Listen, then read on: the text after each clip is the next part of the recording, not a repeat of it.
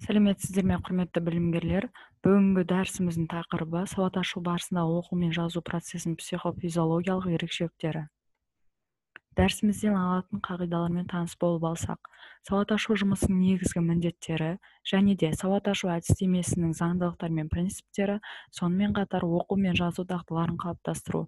Дәрісіміздің мақсаты мен міндеттері: студенттерге бастауыш сынып оқушыларының жазу дағдыларын қалыптастыру туралы мағлұмат беріп, сауат ашу әдістемесінің заңдылықтары мен оның негізгі міндеттерін түсіндіру.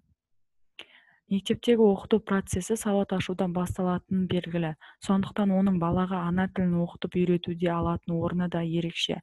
Сауат ашу жұмысының негізгі міндеті балаға хат таныту, яғни оған оқу мен жазуды үйрету. Сонымен қатар, сауат ашу барысында оқушылардың тілі мен ой өрісін жетілдіруге де баса назар аударылады. Соның нәтижесінде жас ұрпақ тиісінше жалпы білім негіздерін меңгеріп, адамгершілік, патриоттық тәрбие беруге негіз қаланады. Демек, сауат ашу білім мен тәрбие алудың кілті іспеттес. Сауат ашудың негізгі мақсаты болашақ ұрпақты терең білім мен өнегелі тәрбие беру.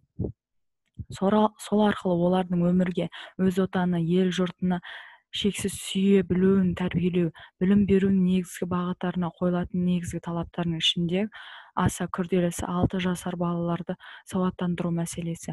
Өйткені мектеп есігін ашқан баланың оқытудың өзіндік қиындықтары болады. Ол қиындық баланың физиологиялық өзгешеліктеріне байланысты. Себебі сауат ашу жұмысы оқушылардың оқуға, ой еңбегіне қажетті белгілі бір қабілет бейімділіктерін талап етеді. Жалпы сауат ашудың нәтижелі болуы даярлық кезеңде жүргізілетін жұмыстардың мейлінше сапалы болуына байланысты. Демек, сауат ашуға даярлық жұмыстарын дұрыс ұйымдастырып, ұқыпты жүргізуге баса назар аударылады. Сауатты жазуға үйрену жұмысы грамматикаға сүйенеді. Олай болса, белгілі бір жазу ережесіне негіз болатын грамматикалық құбылыстар сапалы түрде ұғындырылып, содан кейін қорытынды шығарылуы қажет.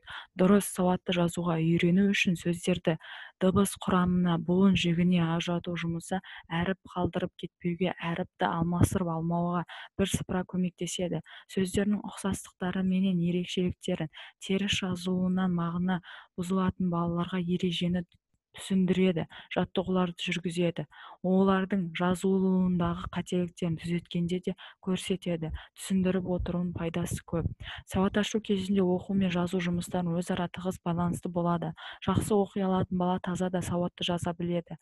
Ал жақсы меңгерген оқушы оқудың жеңіл меңгереді. Бір сабақты өзінде оқу қызметі мен жазу жұмысы бірін-бірі алмастырып және бірін меңгеруге екіншісінің көмегін тигізіп отырады.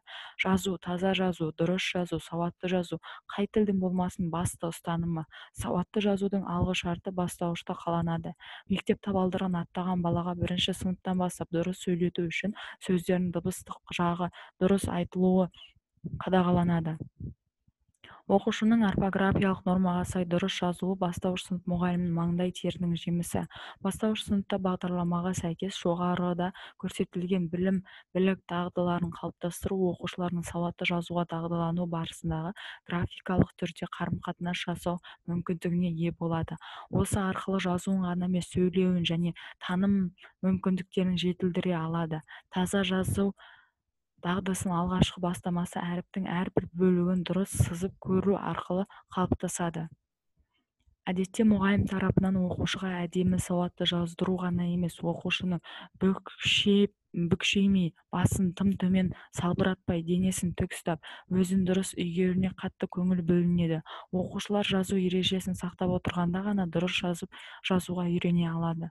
Сондай-ақ бастауыш сынып оқушыларын жазуға төмендегі талаптар қойылады және бұл талаптар бастауыш мектептің барлық сыныптарында жазу жұмысын барысында орындалып отыруы тиіс.